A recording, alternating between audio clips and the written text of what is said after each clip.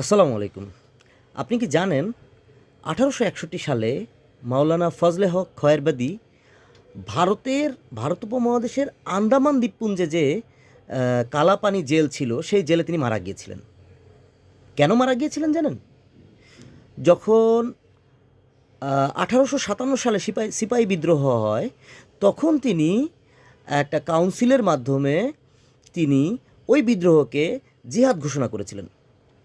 এবং এই জিহাদ ঘোষণা করার ফলে সারা ভারতবর্ষ জুড়ে মুসলমানরা সংগঠিত হয়। তারা একত্রিত হয়ে বিদ্রোহ করে এবং এই যে কিছুদিন আগে আমরা শহীদ শরীফ ওসমান হাদির দ্বারা জানতে পারলাম যেই হাবিলদার রজব আলী, সেই রজব আলীও এই মাওলানার দ্বারা ইন্সপায়ার্ড ছিলেন। তিনি শুধুমাত্র তাই করেননি, তিনি ১৮০০ সালে বিদ্রোহে একটা বড় ভূমিকা রেখেছিলেন।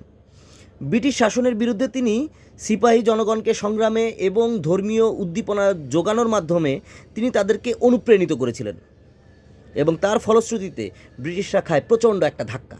এই ধাক্কা তারা সামলাতে পারে না। সামলাতে না পেরে একটা নির্দিষ্ট সময় পরে তিনি যখন আটক হলেন, আটক হওয়ার পরে ১৮৫৯ সাল থেকে ১৮৬১ সাল পর্যন্ত তার একটা বিতর্কিত বিচারের মাধ্যমে তাকে কালাপানি জেলে আটকে রাখা হয়। এই কালাপানি জেলটা হলো আন্দামান দ্বীপপুঞ্জে। এই আন্দামান দ্বীপপুঞ্জটা হলো বঙ্গোপসাগরের মাঝে, আমাদের যে বাংলাদেশের দক্ষিণ সীমান্তে যে বঙ্গোপসাগর, এই বঙ্গোপসাগরের মাঝে কিছু দ্বীপপুঞ্জ, এই দ্বীপপুঞ্জে তাকে আটকে রাখা হয়। মুদ্রা কথা হলো যে কেন আমি এই মাওলানা সাহেবের কথা বলছি।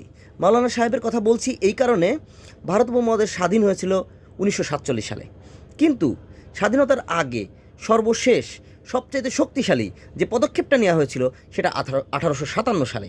তাহলে ১৮৫৭ সাল থেকে ১৯৪৭ সাল পর্যন্ত একটা বিশাল গ্যাপ।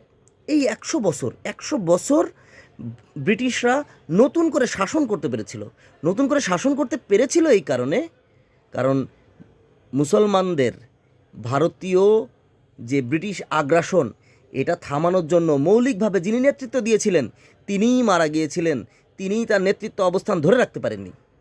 তো এই ক্ষেত্রে অবশ্যই যদি তিনি কোনোভাবে সারভাইভ করে যেতেন, যদি তিনি কোনোভাবে তার নেতৃত্ব অবস্থাকে ধরে রাখতে পারতেন, তাহলে অবশ্যই হয়তোবা আরও ১০০ বছর আগে ভারত উপমহাদেশ স্বাধীন হতে পারত। সো আমি বিপ্লবী ভাইদের একটা কথা সবসময় বলবো যে সঠিক সময় সঠিক আন্দোলনের মাধ্যমে নিজেদের কেন্দ্রীয় নেতৃত্ব ব্যবস্থার নিরাপত্তা সুনিশ্চয়তার মাধ্যমে আপনাদেরকে আন্দোলন করতে হবে।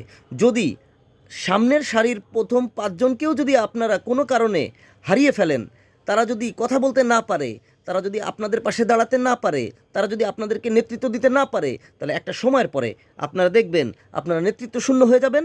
যেরকম এই মাওলানার বেলায় ঘটেছে, তার উদ্যোগ নেয়ার ১০০ বছর পরে ভারত উপমহাদেশ স্বাধীন হয়েছে, অন্য কারোর হাত দিয়ে, আরও অনেক মানুষের রক্ত ঝরিয়ে, আরও অনেক বড় বড় বিপ্লব করে। সো আমি সকল বিপ্লবী ভাইদের বলবো এমন পদক্ষেপ নেন যে পদক্ষেপের মাধ্যমে আপনারা আপনাদের নিরাপত্তা সুনিশ্চিত করতে পারেন এবং যেন আপনারা সুদীর্ঘ রাজনৈতিক উদ্দেশ্য, রাষ্ট্রের যে একটা সুন্দর কাঠামোগত উদ্দেশ্য নিয়ে যে আপনারা আন্দোলনে রাজপথে নেমেছিলেন, সেটা যেন আপনারা সঠিকভাবে পালন করতে পারেন। সো মোদ্দা কথা হলো এই যে আজকের ইনকিলাব মঞ্চ তারা যদি প্রথম সারির ১০ জন নেতাকর্মীকে হারিয়ে ফেলে, এর পরবর্তীতে নেতৃত্ব দেওয়ার জন্য কি আরও ১০ জন লোককে কি আমরা পাবো? প্রশ্নটা আপনাদের কাছে রইল। ইনকিলাব জিন্দাবাদ, বাংলাদেশ জিন্দাবাদ।